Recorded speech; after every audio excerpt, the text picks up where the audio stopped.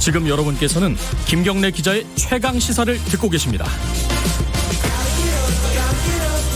네, 김경래 최강 시사.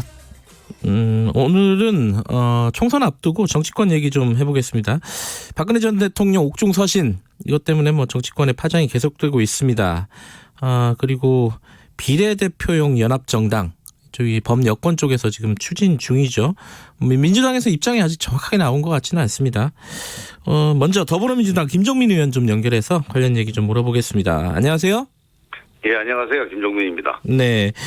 지금 이인영 원내대표가 이 옥중 정치로 선거에 개입하는 행태를 묵과하기 어렵다, 이렇게 얘기했습니다. 박근혜 전 대통령 옥중 서신에 대해서 정의당은 고발한다고 하고요. 이게 좀 위법성이나 이런 게 있다고 보세요?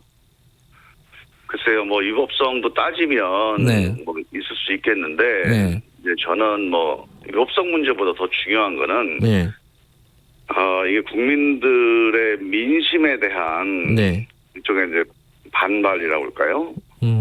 민심에 대한 어떤 민심을 거스르는 이런 점이 더 큰 거 아닌가 싶고, 박근혜 전 대통령이 개인적으로 그런 의견을 말씀하신 것도 참 문제지만, 이제 우리 미래통합당이 그런 일방적인 지지선언, 부당한 그런 메시지를 의로운 결정이다, 이렇게 추켜세우고 상당히 감동한 듯한 그런 자세를 보이는 거는, 그냥 근본적으로 그동안의 탄핵, 그리고 그 이전에 탄핵의 원인이었던 국정농단, 여기에 대한 어떤 국민적인 심판을 거부하는 거거든요. 그래서 좀 거꾸로 가는 것 같아요, 지금. 근데 시점이요, 지금이 사실은 총선을 한 달여 앞둔 시점이고, 지금 이제 비례정당이나 이런 것들에 대한 움직임이 범여권에서 지금 벌어지고 있지 않습니까? 그리고 미래통합당에서는 공천이 한창 진행 중이고요. 이 시점이 또 중요할 것 같아요. 이 편지가 공개된 시점이. 어떻게 보십니까, 이 시점은? 그러니까 이 시점이라고 하는 게 이제 총선 앞두고 어떤 메시지를 낸 건데, 그 메시지의 내용이 이번 총선에서 심재철 원내대표가 이번 총선에서 과반수를 해서 문재인 정권을 탄핵하겠다, 이런 얘기까지 하지 않았습니까? 그러니까 기본적으로 이번 총선을 박근혜 대통령의 국정농단은 억울하다, 그리고 그래서 탄핵은 잘못됐다, 그래서 그 탄핵으로 인해 성립된 문재인 정부를 탄핵해야 된다, 이런 논리고 이제 끌고 가고 있는 거예요. 이건 엄청난 역사적인 퇴행입니다, 지금. 그리고 이런 점에 대해서 박근혜 대통령만이 아니고 미래통합당도, 지금 황교안 대표도 당 차원에서 같이 호응을 하고 있잖아요. 천금 같은 말씀 이렇게 평가를 했죠. 그래서 그런 점이 저는 이 역사의 흐름으로부터도 퇴행이기도 하고, 또 민심에 대한 배반이라고 생각을 합니다. 그 유영하 변호사가 이 편지를 공개한 미래한국당, 그러니까 위성정당 미래한국당의 비례공천을 신청을 했습니다. 이거는 박근혜 대통령의 뜻을 담아서 신청을 한 거라고 볼 수밖에 없는 상황이겠죠? 당연하죠. 그 양반이 이제 일종의 전담 변호사 아닙니까? 그 대화를 하고 있는데, 아마 그 메시지를 주고받는 과정에서 그 점에 대해서 상의를 하지 않았을까 싶고요. 그런 점들이 미래한국당이라고 하는 일종의 위장정당이 얼마나 역사적으로 퇴행적인가.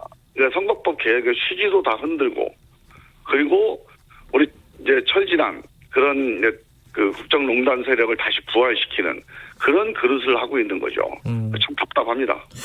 근데 이건 좀 정치공학적인 얘기긴 한데요. 이번 편지가 오히려 이 여권의 지지층들을 결집하고 거의 플러스 중도층들도 이제 조금 이 박근혜 전 대통령의 퇴행적인 정치 이런 거에 등을 돌리지 않을까, 이렇게 생각하는 쪽도 있는 것 같아요. 어떻게 보세요, 이거는?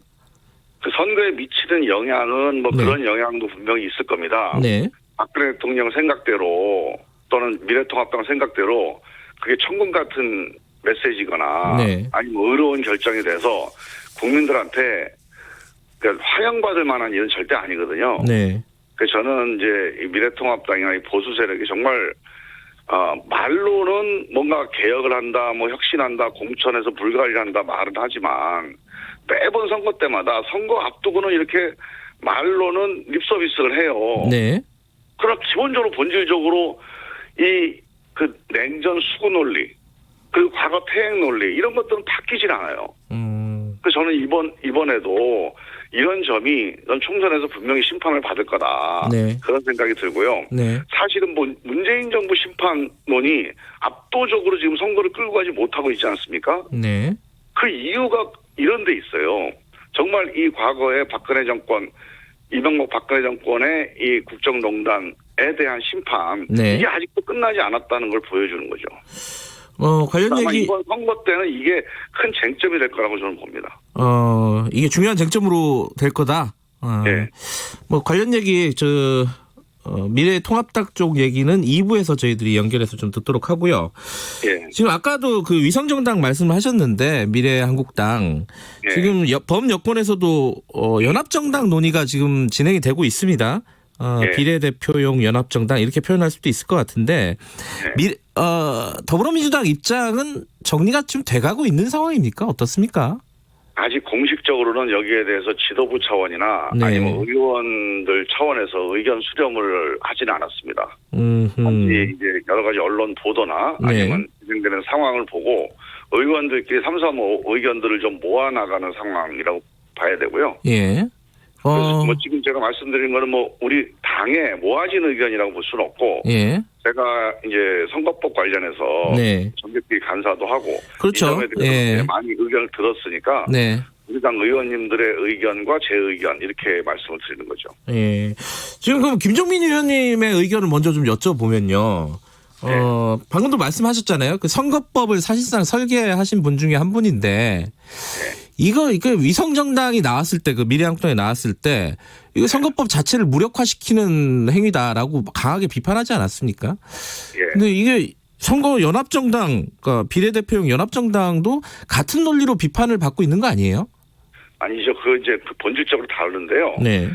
이게 이제 정의당 분들이나 일부에서 네. 이런 임시정당을 만드는 거에 대한 어떤 걱정 같은 거 또는 네. 뭐 우려 같은 게 좀 있습니다. 네.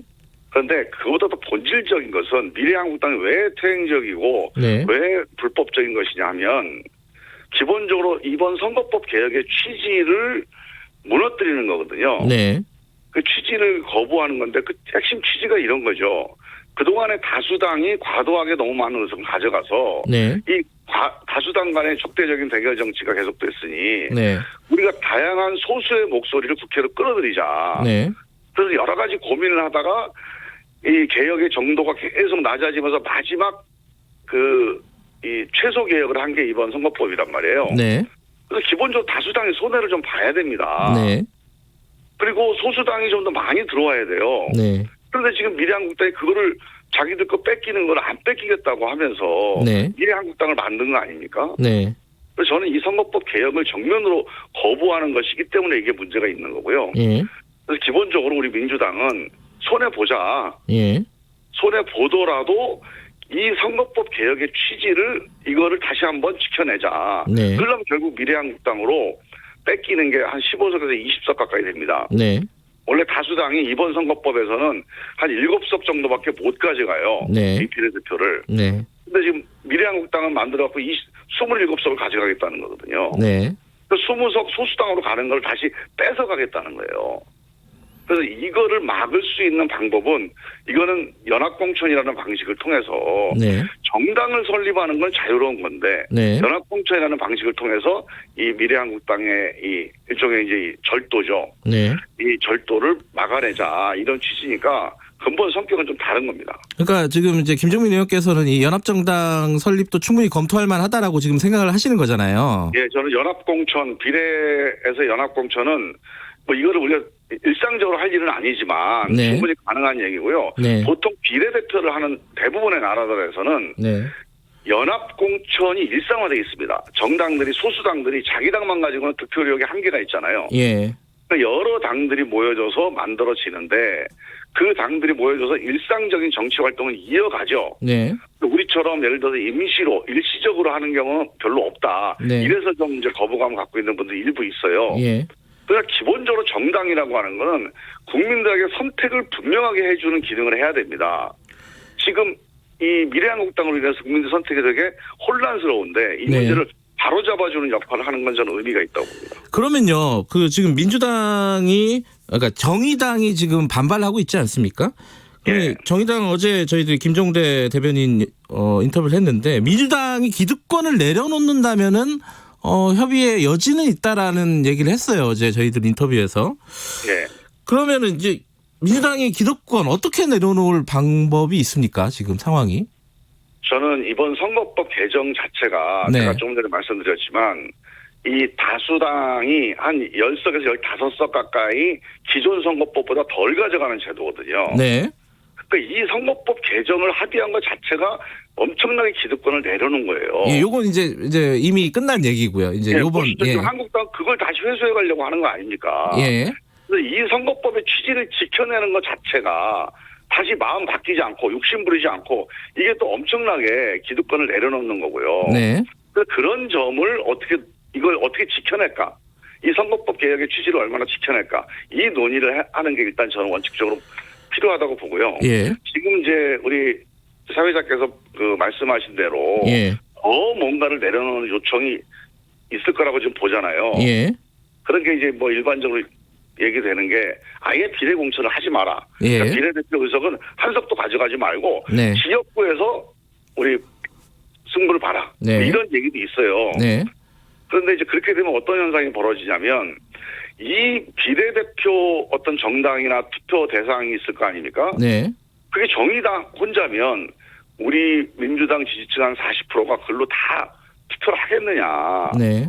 그게 만만치는 않습니다. 네. 이 적어도 정의당을 포함해서 광범한 소수 의견들, 다양한 의견들이 모여지는 어떤 그 투표 대상 연합정당이 있다면 네.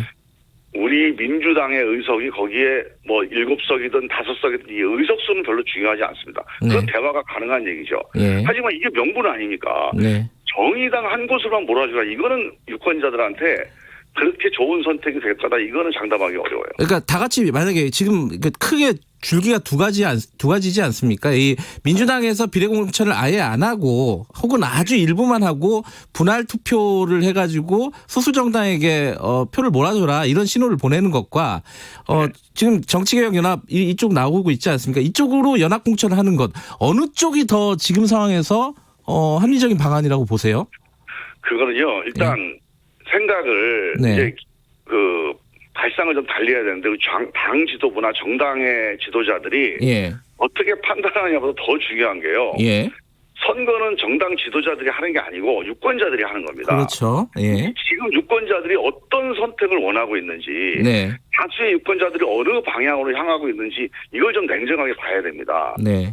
정말 다수의 유권자들, 특히 한 50%가 되는 이 진보적인 유권자들이 네. 어떤 선택을 원하고 있는지 분할해서 복잡하게 조마조마해서 이거 정말 탄핵 세력의 과반수 갈 것 아니냐 이런 걱정을 하면서 네. 투표를 하고 싶어 하는지 네. 아니면 어느 한 군데를 우리가 힘을 모으면 네. 그러면 정말 우리 탄핵과 국정농단의 역사를 여기서 한번 정리하고 심판할 수 있다. 이런 선거를 원하는지 이 유권자들이 원하는 방향으로 가져야 돼요. 예. 정치권은. 그래서 이 점에 대해서는 저는 정의당 유권자들도 정의당 당원들도 내부에서 논쟁이 심한데 제가 한번 들어가서 봤더니 전체적으로 힘을 합쳐서 유권자들이 선택을 분명하게 할 수 있게 해달라. 이게 반 정도가 됩니다. 정의당 내에서도. 그러면 이제 그 연합공천을 하면은 민주당에서는 따로 비례공천 안 내고 연합공천으로 다 갈 수도 있다 이런 말씀이신 건가요? 그러면? 그렇죠. 예. 아 하나도 안 내고. 예. 그럼 정의당도 그렇게 하자 이런 말씀이신 거고요? 그렇죠. 일단 기본적으로 이 한국당의 미래한국당의 네 말씀하세요. 미래한국당의 이 시도나 퇴행이 엄청난 거거든요. 네. 이걸 막기 위해서 힘을 모아야 됩니다. 알겠습니다. 힘을 모으려면 정의당, 전 민생당까지도 함께. 알겠습니다. 여기까지 듣겠습니다. 김정민 의원이었습니다. 안녕하세요. 방송인 김현욱입니다.